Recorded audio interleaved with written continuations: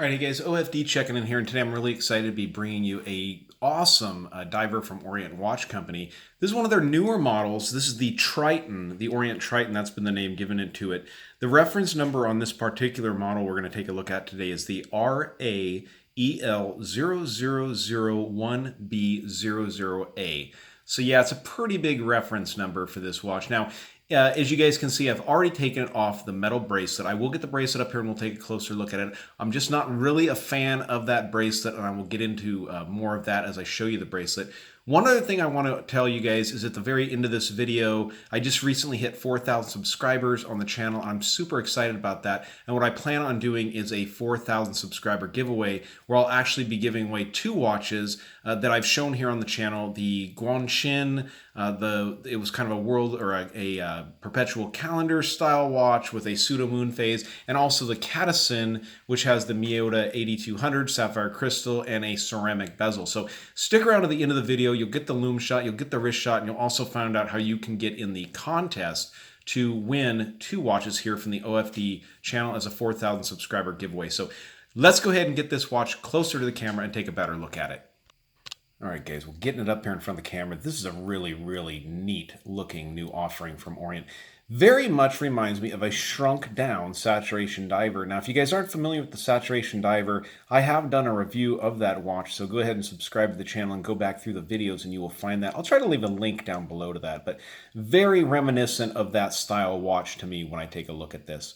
Now, guys, giving you the dimensions on this watch, you're looking at 43.5 from side to side, not including that crown. So it's a good size watch. You're looking at 51, just under it, about a 50.8 from lug tip to lug tip on this watch. You're looking at right about 14 millimeters of thickness on this watch, so it's not a thin watch.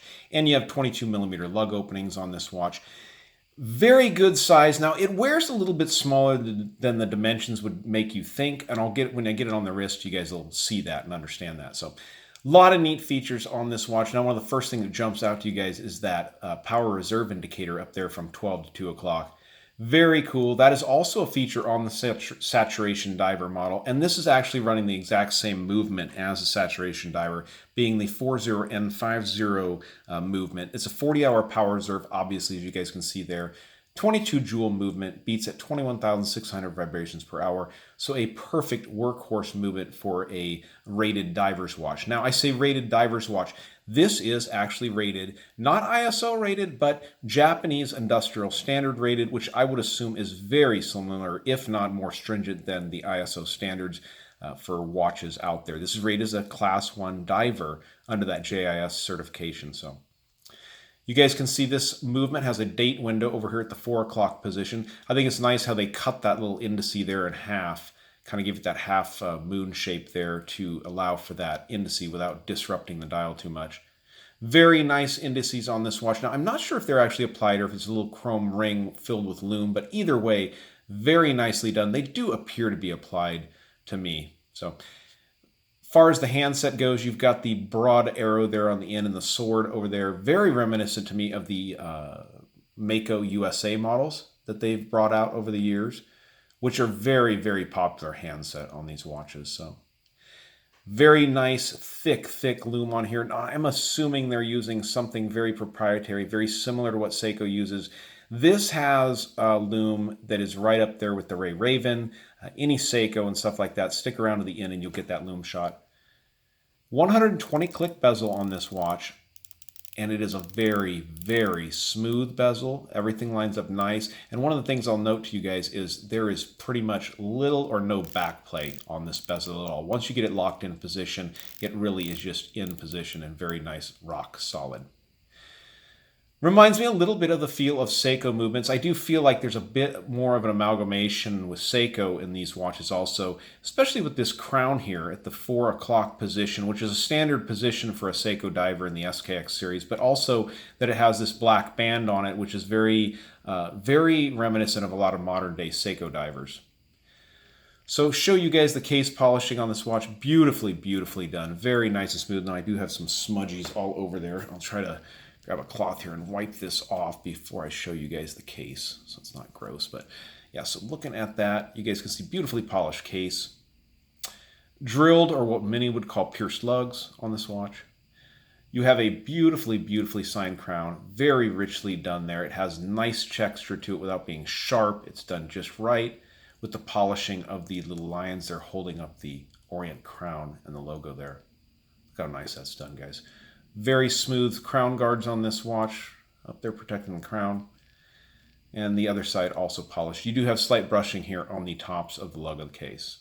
So very, very nice. Go ahead and flip the watch over, guys, and we will take a look at the case back on this watch. Very interesting.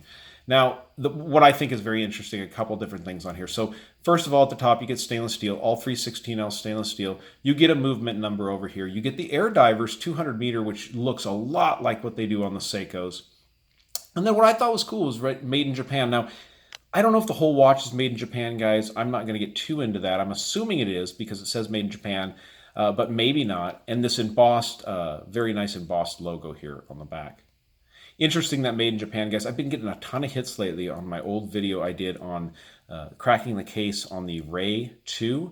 Man, it's amazing. I guess it got out there on a forum or something like that. And I've gotten a lot of hit and miss, a lot of hate. People thought I faked that video and stuff. The made in or case in China sticker that was on the inside of that watch, but it wasn't. So very, very interesting. It's weird when videos get out there that you made a year or two ago and all of a sudden they're popular and people are commenting on them. So very nicely done watch. I'll go ahead and pause it here, guys, in just a second, and we'll get this on the wrist. Oh, this is a sapphire crystal on here with AR coating, and from the side here, you guys can see it's just slightly recessed below the bezel, so the bezel actually protects it just slightly. So very nice there. So let me go ahead and get this on the wrist for you guys. Okay, so I have a 7-inch wrist, and you guys can see, even with this 51 at lug to lug, it sets on the wrist well. And the thickness of 14 isn't too thick there either.